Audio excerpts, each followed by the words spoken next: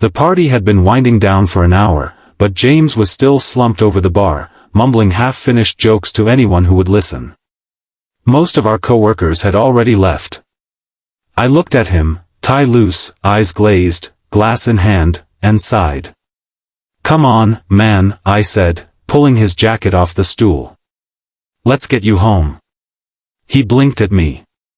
"You're a good man, Evan," he slurred. "But I can walk." He couldn't. 5 minutes later, I was guiding him toward my car, his arms slung over my shoulder like a sack of wet laundry.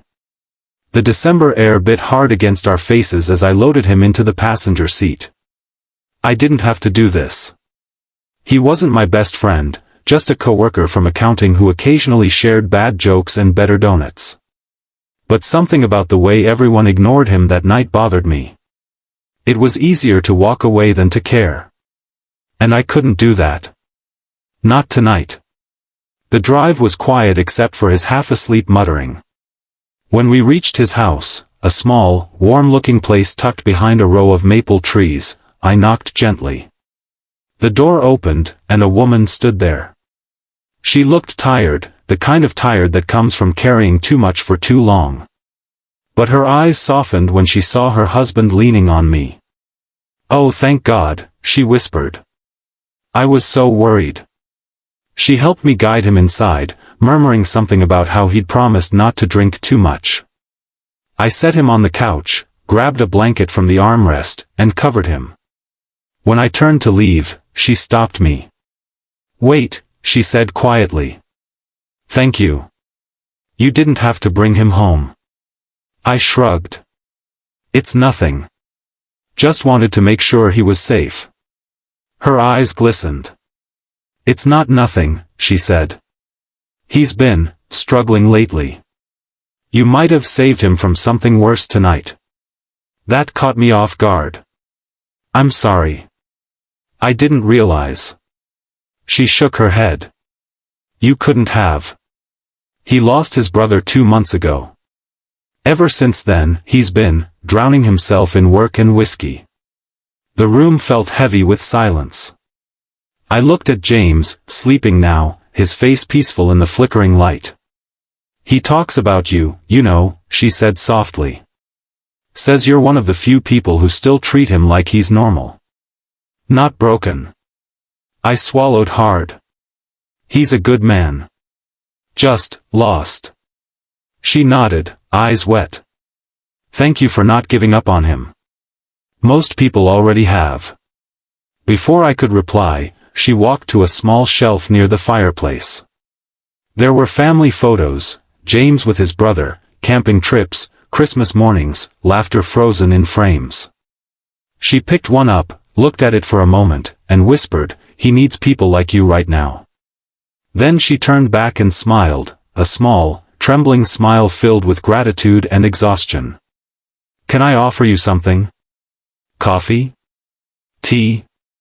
"Coffee sounds great," I said. That we sat in the quiet living room as she poured 2 mugs. She talked a little about how life used to be lighter, how grief changes people, how love sometimes just means holding on until the storm passes. I didn't say much. I just listened. When I finally stood to leave, she walked me to the door. As I stepped out into the cold, she touched my arm gently and said, "You reminded me tonight that there's still kindness in this world. That's something I won't forget." The drive home felt different, calmer, lighter. Streetlights shimmered on wet pavement, and for once, the city didn't feel so lonely. At a red light, my phone buzzed with a text from an unknown number. "Thank you again." He woke up and asked how he got home. I told him a friend cared enough to bring him back safely. He smiled for the first time in weeks. I stared at the message for a long moment before typing back, "Glad he's okay. Tell him we've got work to do Monday. Together." That Monday, James walked into the office looking a little rough but alive. When he saw me, he smiled, not the usual forced office grin, but a real one. "Hey," he said quietly. "Thanks for the other night. My wife told me everything." I nodded. Anytime, man. He hesitated, then added, you made me realize. I can't keep doing this. I'm getting help. And just like that, something shifted. A simple ride home had turned into something far more, an act of kindness that had pulled someone back from the edge.